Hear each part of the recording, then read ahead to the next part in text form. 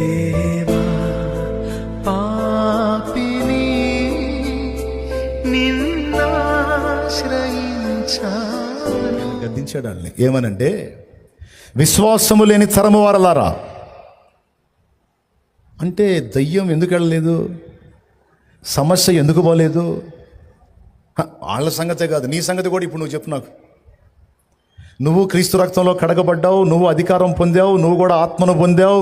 కదిలిస్తే హల్లెలూయా హల్లెలూయా గ్లోరీ అంటావు. నువ్వు గోరి కాదు గ్లోరీ అంటావు నువ్వు కదిలితే. కొంతమంది గ్లోరీని వదిలి గోరి గోరి అని కొడుతున్నారు. గోరి అంటే సమాధిని అర్థం.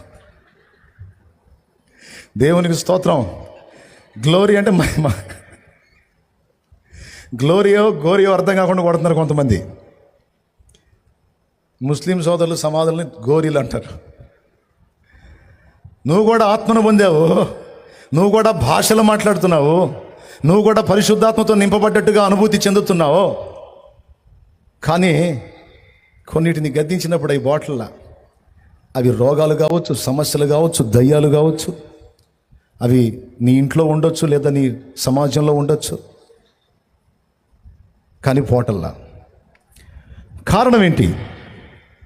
ఇక్కడ ప్రభు అన్నాడు, విశ్వాసము లేని తరము వారలారా అన్నాడు. వాళ్ళకి విశ్వాసం లేదా? వాళ్ళకి విశ్వాసం లేకపోతే అన్నీ వదిలిపెట్టి యేసు ప్రభుని వెంటాడుతున్నారా? అసలు ఆంధ్రేయ కదా పేతురుని తీసుకొచ్చింది. అసలు పేతురికి చెప్పింది ఎవరు? ఫస్ట్ ఆంధ్రేయ కదా. అసలు నంబర్ 1 ఎవరు? ఆంధ్రేయ కదా. అసలు ప్రభునందు మొదటి విశ్వాసం ఉంచింది ఎవరు? ఆంధ్రేయ కదా. అలాంటి పట్టుకొని ఆ మాట అనొచ్చు. నేను ఆంధ్రేయ ప్లేస్లో ఉంటే చాలా ఫీల్ అయ్యేవాడిని. ఊరుకో ప్రభు, అసలు మరీ న్యాయం లేకుండా మాట్లాడుతున్నావు నువ్వు. అసలు వీళ్ళందరినీ ముందు అసలు నీ దగ్గరికి అసలు ఫస్ట్ నడిచింది నేను, వీళ్ళందరినీ నడిపించింది నేను, టీం లీడర్ లాంటి ఉండి అసలు నేను. నన్ను పట్టుకొని విశ్వాసం లేని తరము వారా అంటావా? ఏంటి ప్రభు నువ్వు అని అడుగుతునేమో. పాపం ఆంధ్రేయ అడగల. మిమ్మల్ని అడుగుతున్నా, మీరు చెప్పండి. ఆంధ్రేయకి ఆయనతో పాటు ఉన్నటువంటి శిష్యులు మిగతా 9 మందికి విశ్వాసం లేదా? ఉందా లేదా? ఉందన్నోళ్ళు చేతులు ఎత్తండి. సగం సగం కాదు, ఉందంటే సరిగా చేతులు ఎత్తు. లేదన్నోళ్ళు చేతులు ఎత్తండి. ముదిరిపోయారండి మీరు. మామూలుగా ముదిరిపోలే మీరు. మీరు ఏది అడిగినా చేయొచ్చట్లా, ఏం చెబితే ఏం సాగు అని. దేవునికి స్తోత్రం. వాళ్ళకి విశ్వాసం ఉంటే విశ్వాసము లేని తరము వారలారని ఎందుకంటాడు? నాకు డౌటు. అసలు విశ్వాసం లేని వాళ్ళు అయితే ఫస్ట్ దెయ్యాలు ఎట్టపోయినాయి వీళ్ళకి, ఫస్ట్ రోగాలు ఎట్ట స్వస్థపరిచారు వీళ్ళు. ఈ 12 ఆ పని చేసి వచ్చారుగా. అప్పుడు సంచి తీసుకెళ్ళలేదు, జాలి తీసుకెళ్ళలేదు, సింగిల్గా పోయి ఏమి తీసుకోకుండా పోయి అలాగూ తిరిగి వచ్చారుగా. అసలు అప్పుడు ఎట్ట కొట్టారు, అప్పుడు ఎట్ట స్వస్థపరిచారు, అసలు ఇవన్నీ ఎట్ట జరిగినాయి? ఇక్కడ చిన్న బ్యాలెన్స్ ఒకటి ఉంది.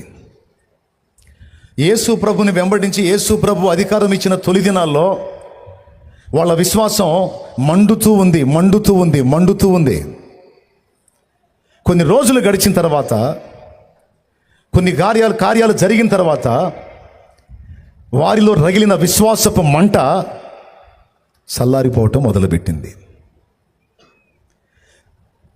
పరిశుద్ధాత్మ అగ్ని గురించి విన్నాం, కానీ విశ్వాసపు మంట గురించి మొదటిసారి వింటున్నామా అన్నయ్య అని మీరు అనుకోవచ్చు. కానీ నేను చెప్పేది నిజం. విశ్వాసము కూడా ఒక అగ్నితో పోల్చబడి ఉంది. విశ్వాసము ద్వారా మనలో పనిచేసేటువంటి పరిశుద్ధాత్మ శక్తి అగ్నితో పోల్చబడి ఉంది. ఆ అగ్ని మనలో పనిచేయాలంటే మనలో విశ్వాసపు అగ్ని ఉండాలి. మనలో విశ్వాసం అనే అగ్ని ఉండాలి. ఆ అగ్ని చల్లారకూడదు. ఆ అగ్ని ప్రజ్వరిల్లుతూ ప్రజ్వరిల్లుతూ ప్రజ్వరిల్లుతూ ఉండాలి. ఇది అందరూ గుర్తుపెట్టుకోవాల్సిన సంగతి. సేవకులు, విశ్వాసులు, పరిచారకులు అన్న భేదం లేదు.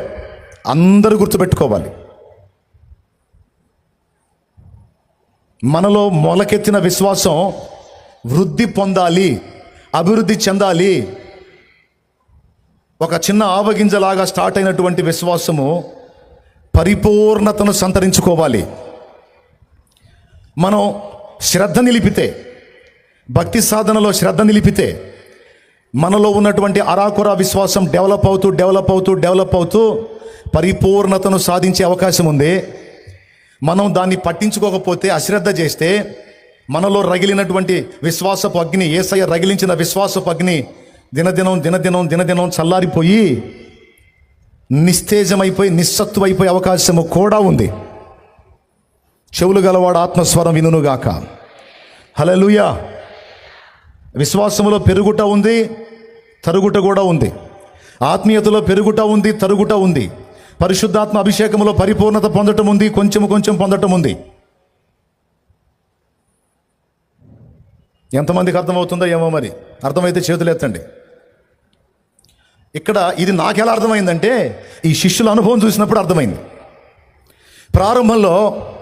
ప్రారంభంలో వాళ్ళు అన్నీ చేశారు, కానీ కొన్ని రోజులు గడిచిన తర్వాత వాళ్ళ వల్ల కాటిల్లా. ఎందుకంటే వాళ్ళలో దేవుడు ప్రారంభించినటువంటి విశ్వాసపు అగ్నిని ఆర్పేసుకున్నారు. ఒకప్పుడు లోబడిన సమస్యలు, ఒకప్పుడు లోబడిన పరిస్థితులు, ఒకప్పుడు మాట విన్న సంగతులు ఇప్పుడు ఇంటల్లా తిరగబడుతున్నాయి. ఒకప్పుడు నువ్వు శాసిస్తే చాలా కార్యాలు జరిగాయి. ఒకప్పుడు నువ్వు ప్రార్థిస్తే చాలా మందికి స్వస్థతలు జరిగాయి. ఒకప్పుడు నువ్వు గద్దిస్తే దయ్యాలు వెళ్ళిపోయాయి. ఒకప్పుడు నువ్వు ఎవరితో మాట్లాడితే వాళ్ళు మారు మనసు పొందారు. ఒకప్పుడు నువ్వు ఏ ఇంట్లో అడుగు పెడితే ఆ ఇల్లు ఆశీర్వదించబడింది. నువ్వు ఎవరిని దర్శిస్తే వాళ్ళు రక్షణలోకి వచ్చారు. కానీ ఇప్పుడు నువ్వు అలా చేయలేకపోతున్నావు. నీకు డౌటే, ఒకప్పుడు నాలో అలా ఉంది కదా, ఇప్పుడు ఎందుకు ఇలాగ అయిపోయింది అంటే అభిషేకం తక్కువైపోయింది అనుకుంటావు, లేకపోతే ఇంకొకటి లేదు ఏదో అనుకుంటావు, సాగు చెప్పుకుంటావు. మొత్తానికైతే రాజీ పడిపోయావు. దేవుడు నీతో మాట్లాడుతున్నాడు, రాజీ పడొద్దు.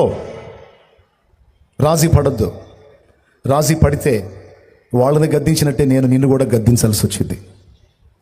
నువ్వు రాజీ పడితే దయ్యాలను నువ్వు శాసించడం కాదు, పిచ్చోడా పిచ్చిదానా, అవే నిన్ను శాసిస్తాయి. వాటిని నువ్వు కట్టడి చేయటం కాదు, అవే నిన్ను కంట్రోల్ చేస్తాయి. తెలుసా? వాటిని నువ్వు గెలవటం కాదు, అవి నిన్ను గెలుస్తాయి. నీలో చల్లారిపోయిన లోకాసులు తిరిగి స్టార్ట్ అవుతాయి. నీలో ఒకప్పుడు వదిలిపోయినటువంటి బలహీనతలో తిరిగి మళ్ళా స్టార్ట్ అవుతాయి.